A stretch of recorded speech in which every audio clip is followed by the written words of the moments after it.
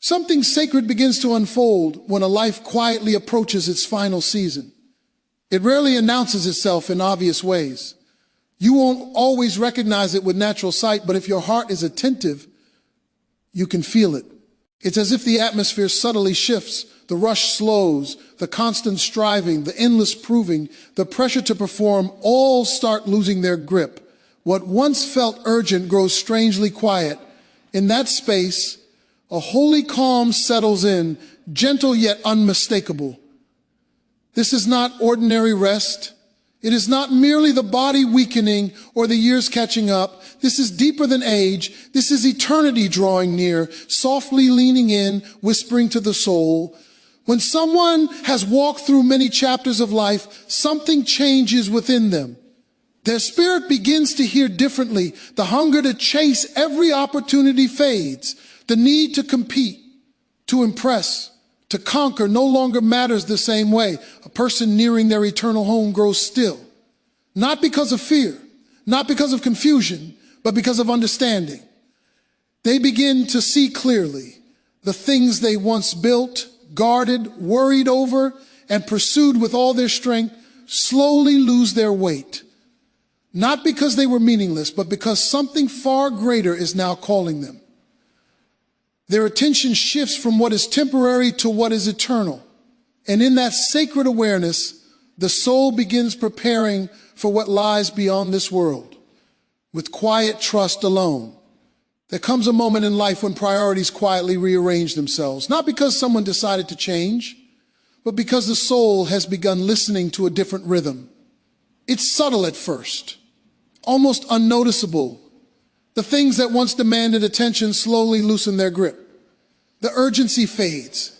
The constant push to stay relevant, productive, or impressive begins to soften. What you are witnessing is not decline. It is alignment. A sacred shift that happens when a person senses they are approaching the final stretch of their earthly journey. This shift often looks like rest, but it is not sleep. It is not exhaustion. It is not giving up. It is a holy resting of the soul. You may see it in their eyes before you hear it in their words. A calm settles there. Not emptiness, but fullness. Not absence, but presence. Their body may be still, yet their spirit is awake. Quiet, but attentive. Peaceful, but alert. This is the moment when God begins gently loosening the ties that bind them to the world they have known. God does not rush this process. He does not tear the soul away. He untangles it slowly, lovingly, like a father guiding a child by the hand. It is as if heaven leans close and whispers, "Come walk with me. Your work here is nearly complete. Let me prepare you for what comes next." And the soul responds, not with fear, but with recognition. Something within them understands. To those standing nearby, this stillness can be confusing. They may assume something is wrong. She doesn't seem interested anymore. He just sits quietly these days. But what appears to be withdrawal is actually communion. That silence is not a void. It is a sanctuary. It is not loneliness. It is conversation. The soul is slowly turning down the noise of earth so it can hear the music of heaven. You'll notice they stop arguing. They no longer feel the need to defend every opinion or revisit old battles. They let things go more easily, not because they don't care, but because they finally understand the value of peace. Time has become precious. Breath is no longer wasted on proving a point. They have learned that being right is far less important than being at rest. You may see them sit quietly, watching the trees sway, feeling the breeze on their skin, closing their eyes simply to breathe. They are not bored. They are not disengaged. They are worshiping in ways words can no longer express. They are allowing the nearness of God to wrap around them, soaking in His presence during these sacred moments. This is prayer without language. This is faith without striving. Often they cannot explain this peace. And they don't need to. It is not something learned. It is not something taught. it is given. This is the peace that surpasses understanding. The peace Jesus promised when he said he would give a peace the world could not offer and could not take away. It prepares a person to transition not with fear, but with faith, not with dread, but with dignity. This stillness is not weakness. It is strength of the highest kind. The strength to release control, the strength to trust that what lies ahead is greater than what lies behind. The strength to say, sometimes without words, Lord, whenever you are ready, so am I. This is not resignation. This is surrender. Not the end of purpose, but the fulfillment of it. When you see this stillness in someone you love, do not rush them. Do not try to pull them back into the frantic pace of the world. Do not demand energy they no longer need to spend. Instead, honor the moment. Sit with them. Be still beside them. Listen, even when no words are spoken, because where they are standing is sacred ground. This stillness is not simply the absence of movement. It is the presence of God. They are not fading away. They are drawing closer, closer to glory, closer to home, closer to the arms of the one who created them. And if you watch closely, you will realize they are not being taken. They are being lifted. Heaven is already speaking softly, and the soul is already learning how to listen. There comes a time when the words a person speaks begin to change. It doesn't happen overnight, and it isn't announced.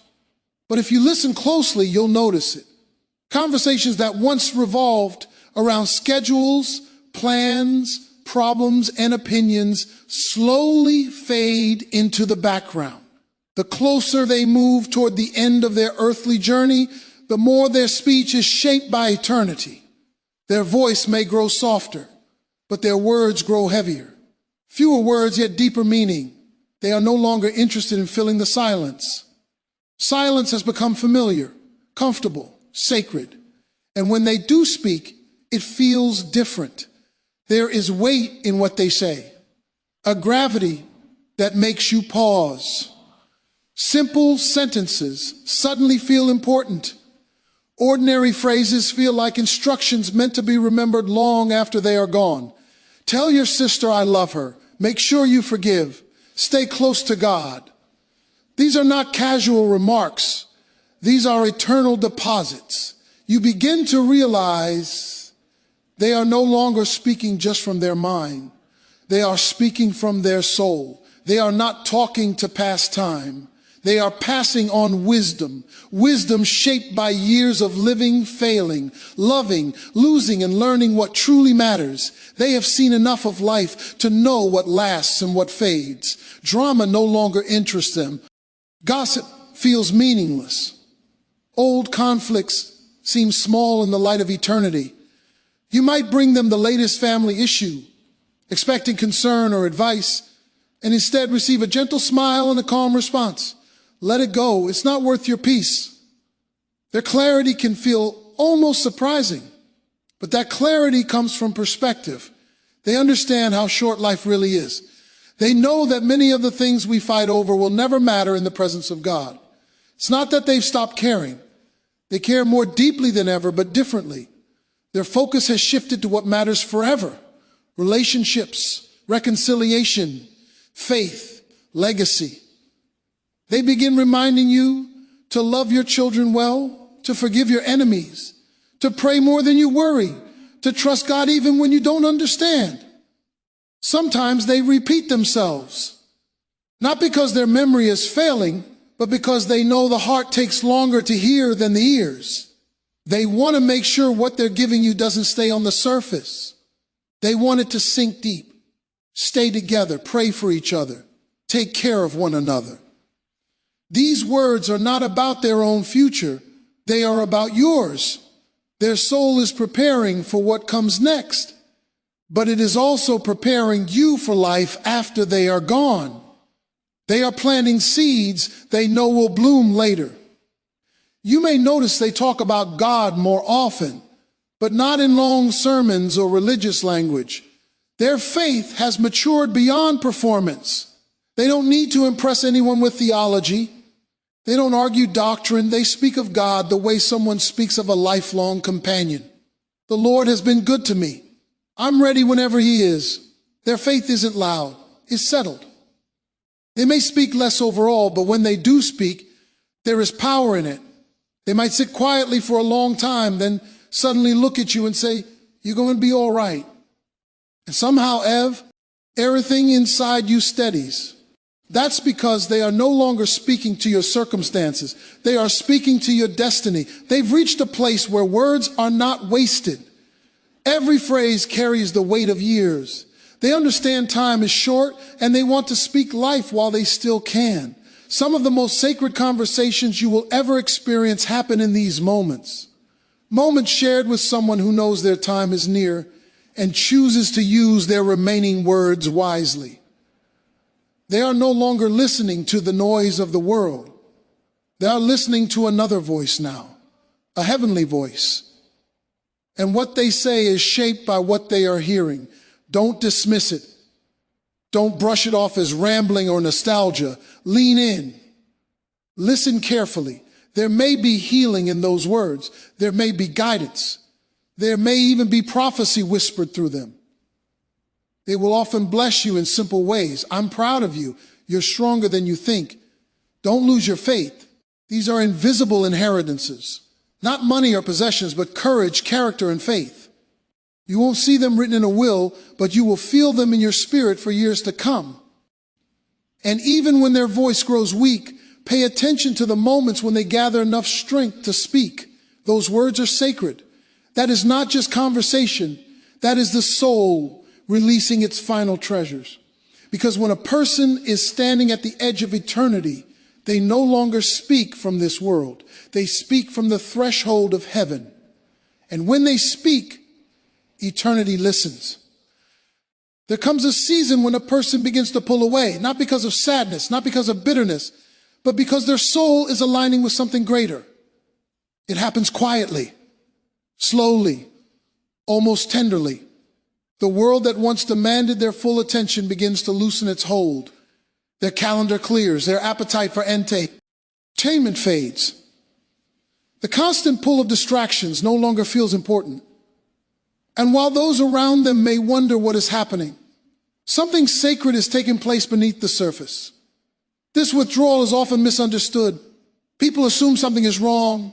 They worry the person is depressed, disconnected, or losing interest in life. But what looks like detachment is actually preparation. The soul is beginning to lean toward eternity. Not because life has lost its value, but because heaven has begun to feel closer. Their spirit is moving into a deeper place of reflection where noise is no longer needed. Conversations become fewer. Phone calls go unanswered. The news, the weather, the latest headlines no longer hold their attention. When loved ones try to re-engage them in things that once mattered, they may respond politely, even lovingly, but without the same interest. It's not rejection, it's transition. They are not losing touch. They are gaining perspective. Their soul is beginning to see what others are too busy to notice. They sense the eternal. They feel the steady pull of heaven. It is not frantic or dramatic. It does not demand attention. It is gentle, constant, and sacred. Like a still small voice calling them inward, calling them upward, calling them to places only reached when the noise of the world fades away. Those around them may panic. They're not themselves anymore. And yes, they have changed. But this change is not decay. It is transformation. It is not decline. It is ascension. The Spirit knows when a season is ending. It recognizes when a chapter is closing. And so it begins the slow, intentional process of letting go. They start releasing routines, obligations, habits, even relationships. Not out of neglect or indifference, but because the soul is making room for the journey ahead. They may spend more time alone, sitting by a window, gazing in. Oh, the distance, remaining silent for long stretches. What we call disconnecting, God calls reconnecting. Reconnecting with what has always mattered most. his presence. They are not ignoring you. They are transitioning. Their heart is full of memories. Their mind is full of reflection. Their soul is full of longing, not for possessions or experiences, but for home, for the place where pain ends, where confusion fades, where struggle no longer exists. That longing is not despair. It is hope taking shape. As this process deepens, they may lose interest in things they once enjoyed. Hobbies no longer excite them. Television feels empty. Shopping holds no appeal. Even food may lose its importance. This is not depression.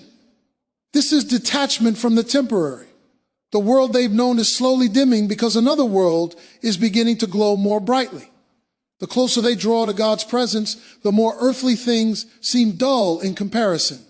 Their hunger changes. Their desires shift. They are not being drained. They are being filled, but with something otherworldly. Sometimes they may cry without knowing why. Other times they may smile when nothing has been said. Their eyes may drift far away, not confused, but focused on something unseen. Do not assume they are lost. Do not assume they are fading. Sometimes the spirit sees beyond what the body can understand. And in those moments, they are communing with something holy. If you truly love someone in this season, sit with them. You do not need to talk. You do not need to fix anything. Your presence is enough. Being there quietly says, I honor where you are. You may not understand the season, but you can respect it. You can walk beside them without demanding explanations or energy they no longer need to give. What they are experiencing is not easy. They are in between, not fully here, not fully gone. Standing in the sacred S, pace between earth and glory. This withdrawal is not defeat. It is not failure. It is a holy transition guided by God himself. So when you see someone pulling away from the world, do not pull them back. Instead, pray for them, love them, sit near them. Trust that the same God who carried them through every season of life is now gently guiding them into the next. As the soul moves deeper into this sacred season, something else begins to surface, memory, not the scattered recall of random moments, but a slow, intentional remembering. The past begins to rise gently, like pages turning in a well-worn book. They remember people, conversations, choices, seasons long gone, not with regret, but with reflection. This is not the mind drifting backward. This is the soul reviewing its journey. They may begin speaking about names you haven't heard in years, old friends, family members who passed long ago, moments that seemed insignificant at the time, but now carry meaning. They are not reliving the past to escape the present. They are revisiting it to understand it, to gather it, to bring it to completion. The Spirit knows when it is time to make sense of the story. Sometimes these memories come quietly. Other times they arrive with emotion. A sudden tear, a soft smile, a distant look in the eyes. Do not rush to interrupt these moments. Something holy is happening. The soul is doing its final work, sorting, releasing, and surrendering what it no longer needs to carry forward. They may speak of mistakes, but without shame, of failures, but without despair. The tone is different now. There is no self-condemnation, only honesty. They are not judging themselves. They are handing their story back to God, piece by piece, chapter by chapter, trusting him with every success and every misstep. You may hear them say things like, I did the best I could, or I see it differently now. These words are not excuses. They are acknowledgments. They are signs of healing. The Spirit is learning to look at life with gentler eyes, to recognize that even the painful seasons were shaping something meaningful. They begin to see God's hand in places they once thought were empty. in delays that felt like abandonment, in detours that felt like loss, in silence that once felt unbearable. Now those moments are reframed, not as wasted time, but as divine preparation. Even the pain had purpose. Even the waiting had meaning. With this realization comes a deeper peace, the kind that settles in the chest and allows a person to exhale fully, the kind that loosens long-held tension. They are no longer fighting their past. They are making peace with it, accepting it, releasing it, trusting that God's grace is sufficient to cover the entire story. This remembering often leads to reconciliation. They may feel a gentle nudge to reach out, to say something that was left unsaid, to heal a wound that lingered too long. You might hear words you never expected to hear. I'm sorry, please forgive me. I wish I had done that differently. These words are not spoken to reopen wounds. They are spoken to close them. They are no longer interested in winning arguments or defending their pride. Ego has lost its power. What matters now is peace, and there is a difference between being right and being free. They are choosing freedom, choosing healing, choosing to lay down the weight of old burdens they were never meant to carry into eternity. Sometimes they will speak of people they hurt, other times of people who hurt them. But the tone is not bitter. It is soft, curious, compassionate. It's as if they are finally able to see others through the lens of grace, understanding that everyone was doing the best they could with what they had at the time. This process is not rushed. God allows the soul to move at its own pace, to revisit what needs healing, to release what needs surrender, to rest where rest is needed. Nothing is wasted. Every memory serves a purpose. Every reflection leads toward freedom. As this work continues, you may notice a lightness in them, a softness. The tension that once lived in their shoulders, their jaw, their voice begins to ease.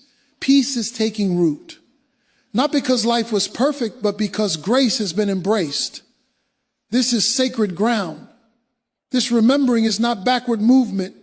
It is forward preparation. The soul is clearing space, making room, letting go of what belongs to earth so it can step freely into what belongs to eternity. As this sacred journey continues, the soul reaches one of its most important moments. After remembering, after releasing, after laying down the weight of the past, the heart turns fully toward peace, not surface peace, not temporary calm, but deep, settled peace. The kind that touches the spirit and quiets everything within. This is where the work becomes holy and personal. This is where the soul prepares itself to stand before God. You can see it in their eyes. There is no panic there, no restlessness, no fear chasing their thoughts. Instead, there is a gentleness, a steady calm. They are not running from anything anymore. They are turning inward and upward at the same time. Grace has replaced striving. Acceptance has replaced regret. They are learning how to rest in what God has already done. At this stage, they are no longer trying to fix the past. They understand it cannot be changed. Instead, they want to make peace with it. Peace with the life they lived. Peace with the choices they made. Peace with the seasons they didn't understand at the time. This is not denial. This is surrender. They are placing their story in God's hands and trusting Him with the ending. You may hear them speak differently about their L. Life now, not with pride, not with shame, but with honesty. They acknowledge their broken moments without being defined by them. They recognize their mistakes without being crushed by them. They begin to believe deeply and sincerely that God's grace is greater than every failure, that nothing in their story was wasted. This peace grows stronger as they turn their attention toward God. Even the strongest believer reaches a moment where faith must move beyond belief and become release. This is where trust deepens, where the heart says, Lord, I have done what I could. Now I place the rest in your hands. This is not giving up. This is giving over. Their prayers begin to change. They no longer ask for more time or more opportunity. They don't bargain. They don't plead. Their prayers become quieter, simpler, more focused. They pray for mercy, for peace, for their loved ones to be okay. Their concern shifts away from themselves and toward those they will one day leave behind. They pray for their children, for their family, for those they love to remain strong in faith. They ask God to carry what they can no longer hold. They are not asking to stay longer. They are asking for grace to finish well. That prayer carries more faith than any request for more days ever could. This is how you know peace has come. When fear loosens its grip, when anxiety no longer dominates the heart, when the future is no longer something to control, but something to trust. They have placed both feet into the river and are ready to cross whenever God calls them. This kind of peace cannot be forced. It cannot be rushed. It cannot be manufactured. It is a gift, a sacred gift given by God to a soul that has been made whole through surrender. It is the peace the world cannot give and cannot take away. When you see this peace on someone's face, you are witnessing something rare. They have already tasted a glimpse of heaven. They are no longer weighed down by uncertainty. They are resting in assurance. They know who they belong to. They know where they are going. As this peace settles in, something else begins to shift. Their language, the way they speak about life and about what lies ahead begins to change. They may not talk openly about death, but you will hear it in how they talk about rest, about home, about being ready. The words are gentle, unforced, filled with meaning. They may say things like, "I'm tired," or "I just want to rest." And they are not talking about sleep.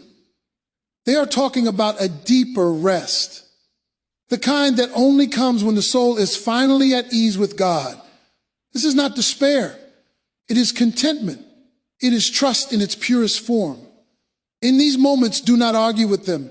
Do not try to convince them otherwise. Honor where they are. Respect the peace they have found, because what they are experiencing is sacred. It is the soul settling into alignment with eternity. This is not the end of faith.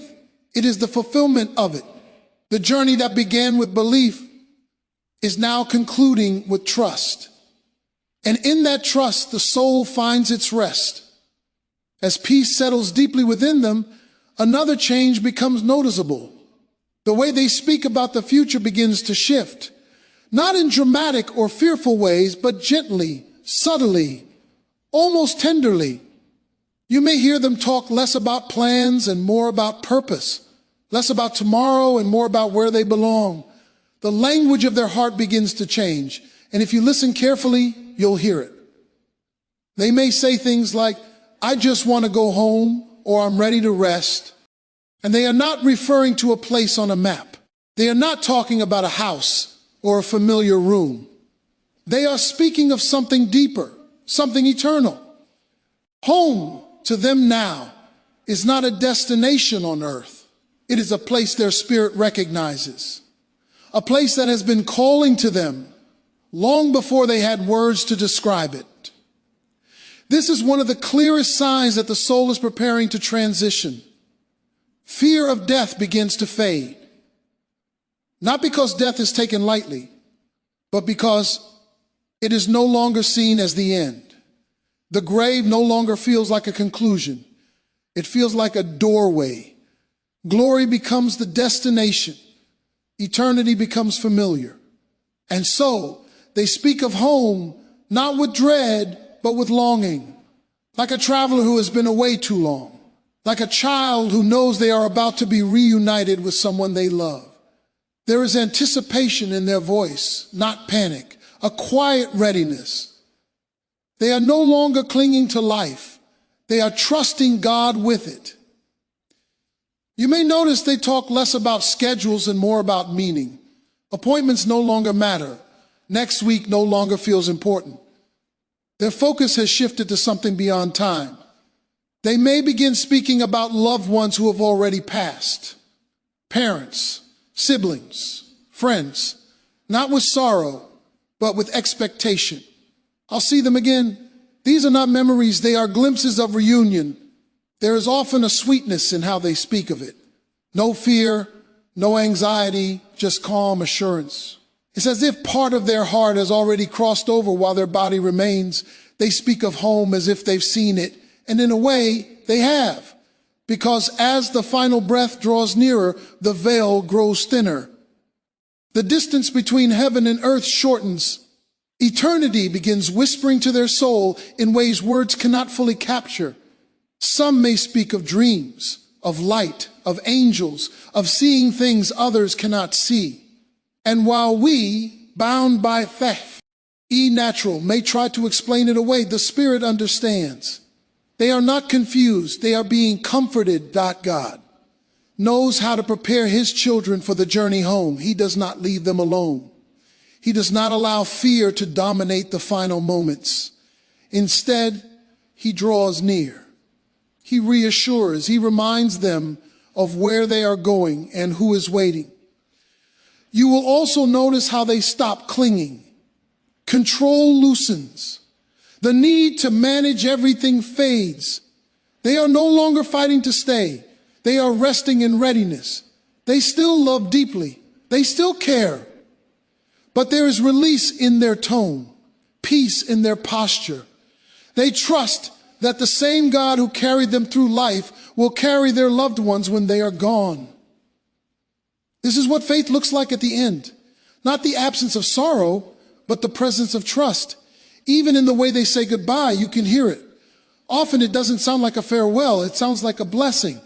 Take care of each other. Stay strong. I'll see you again. These are not empty words. They are faith-filled declarations. They know where home is. They know who is waiting there. And because of that, death is no longer a wall. It is a door. And home is just on the other side.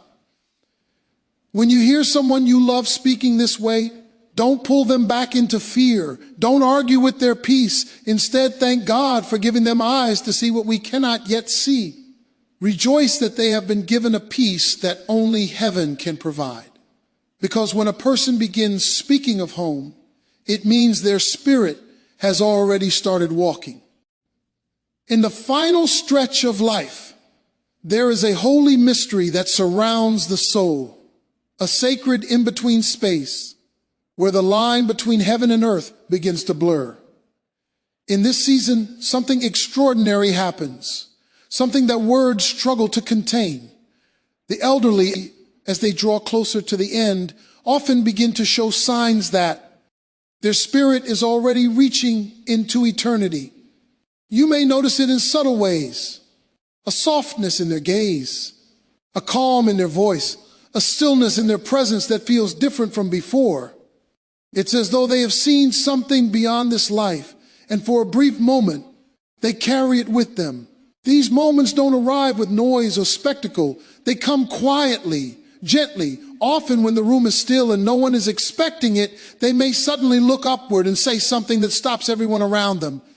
Do you see that light? Or softly whisper, he's here. Others may glance around in confusion, unsure of what they mean, but the one speaking is not confused. They are seeing something real, just not with physical eyes. The Spirit of God is beginning to reveal what awaits them, not to frighten them, but to prepare them, to comfort them. Sometimes they reach out as if holding a hand no one else can see. Sometimes they smile at someone who isn't in the room. Sometimes they call out names of loved ones who passed long ago. Mama's here, they might say. I see him. And in that moment, the atmosphere shifts. Heaven touches earth in the quietest, most profound way. This is not hallucination. It is not confusion. It is revelation. God gently pulls back the curtain and whispers to his child, you're almost home. I've got you. There are moments when they speak with sudden clarity that fills the room with awe. Someone who has barely spoken in days may suddenly pray with conviction, quote scripture, or sing a hymn they haven't sung in years. That is not coincidence. That is the Spirit rising one final time to testify. Sometimes it lasts only a moment, but that moment carries eternity. Other times, their face seems to glow, their features soften, their expression becomes peaceful beyond explanation. They are not merely resting, they are being comforted from beyond this woe. God knows how to minister to the soul when human strength has run out. When you witness this, you are seeing a miracle. You are seeing evidence of what Jesus promised, that he goes to prepare a place. Fear no longer grips them. The fear of dying, of pain, of leaving loved ones behind fades away. In its place is quiet resolve. They may still love this world, but they are no longer bound to it. Their anchor has been lifted. Their sails are catching the wind of heaven. In the final hours, some speak as if they are already there. There's music. I see the light. They say these things with wonder, not confusion. For a brief moment, they seem to walk in two places at once, still breathing here, yet already rejoicing there. You may not understand it with your mind, but your spirit will feel the weight of it. The room itself may feel different, holy, reverent, as if you've stepped onto sacred ground, because you have. When eternity draws near, the ordinary becomes holy. A hospital room, a bedroom, a quiet chair becomes a gateway where God surrounds a soul that is about to be welcomed home. These moments are gifts. They remind us that death is not the end, that this life is only the beginning of something far more glorious. While the body may be weakening, the spirit is rising. And as that spirit reaches for its creator, we are given a glimpse, just a glimpse of eternity. And in that sacred stillness, you realize the truth. They are not leaving, they are arriving, not fading, but being received. And when you see it, you will know God is near. These final moments are sacred gifts, quietly revealing that death is not an ending, but a doorway. They remind us that life does not dissolve into silence, it rises into glory. Even as the body weakens, the spirit is strengthened, lifted by unseen hands. In these holy transitions, God draws near, comforting, assuring, and welcoming his child home. What we witness is not loss, but transformation, not fading, but fulfillment. And when the soul finally reaches for the one who created it, heaven responds with peace. If you watch closely, you will understand. God is present in this sacred moment.